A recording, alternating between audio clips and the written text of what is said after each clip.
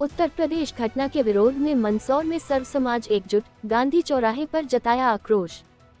संत शंकराचार्य के कथित अपमान पर मंदसौर में सर्व समाज का विरोध, दोषियों पर कार्रवाई की मांग।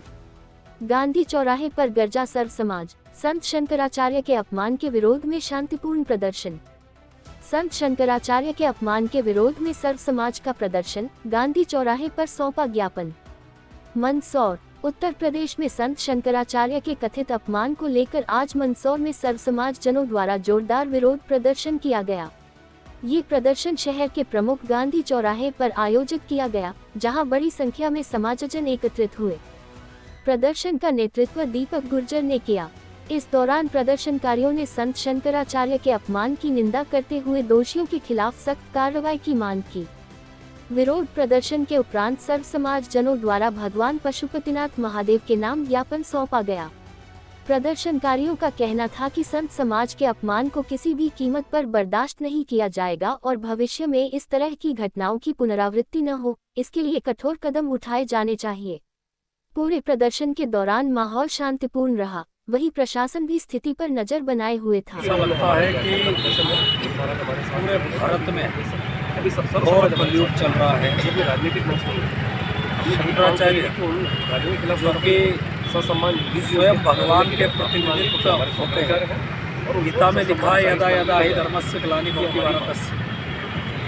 ऐसी स्थिति में स्वामी शंकराचार्य जी को गंगा स्नान से रोकना और उनके शिष्यों को घसीटना, बालों को पकड़ पकड़ के, चोटी पकड़ पकड़ के उनको मारना पीटना, ये कतई ठीक नहीं है। ये एक तरह का जिस प्रकार से उत्तर प्रदेश की सरकार ने जो घटनाक्रम किया है, निश्चित रूप से महापाप है।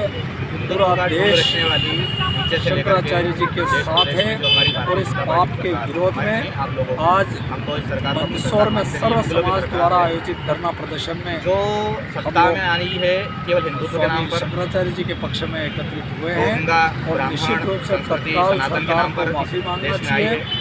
तो आने के बाद उत्तर प्रदेश की सरकार को बर्खास्त करने उसके बजाय क्या कर रही है और इसके साथ साथ जो कि संतों के द्वारा ही एक देखिए, सदियों पहले इस देश के अंदर मुगलों और औरंगजेब नाम के आतताई शासक का राज था। वो शासक जो संतों की हत्या कर दिया करता था, वो शासक जो संतों को किसी भी प्रकार की हिंदू रीति रिवाजों से करने से रोकता था। और उसी प्रकार का एक औरंगजेब इस समय उत्तर प्रदेश की सरकार में बैठा है। नाम है योगी आदित्यनाथ। शंकराचार्य जो हमारे सनातन परंपरा का एक प्रतीक रहे हैं, सनातन परंपरा का प्रतीक रहे हैं और पूरे देश की दुनिया में हमारे हिंदू संस्कृति को लेकर के सर्वधर्म सद्भाव की बात करते हैं। उनके साथ माघ मेले के दौरान, शाही स्नान के दौरान उनको रोका गया, उनकी पालकी को जबरन खींचा गया। उनके शिष्यों के बाल पकड़ के थाने में जब तक मारा गया जब तक कि वो थक हार कर बेहोश नहीं हो गए। और ये सरकार सिर्फ इसलिए इस बात को कर रही है कि हमारे शंकराचार्य अभी मुक्तेश्वरानंद सरस्वती जी ने एक मांग करी थी कि पूरे देश में सबसे ज़्यादा गौ हत्या उत्तर प्रदेश में होती है, इनको रोका जाए। और इनको रोकने की बजाय वो शंकराचार्य जी को ही रोक रहे हैं। क्यों? क्योंकि वो इनके पक्ष की बात नहीं कर रहे। उस कत्लखानों में भारतीय जनता पार्टी के ही कई नेतागण नियंत्रण करते हैं, पार्टनर बने हुए हैं और उससे कई राशियाँ इनको, इस सरकार को, योगी आदित्यनाथ सरकार को मिलती है। आज हमने ये तय किया कि चूँकि हमें ज्ञापन देना है तो ज्ञापन हम भगवान पशुपतिनाथ महादेव को देंगे। क्यों? क्योंकि इस देश के अंदर सुनवाई अब किसी और की बची नहीं है।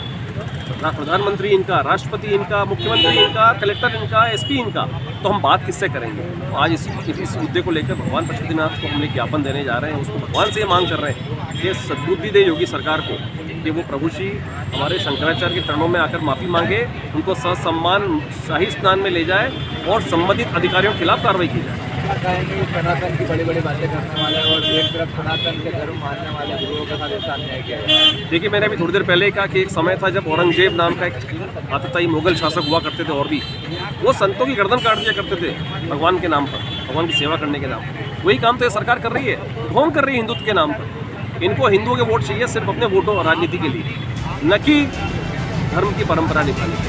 तो इन्हीं सब मुद्दों को लेकर के आज हम बैठे हैं।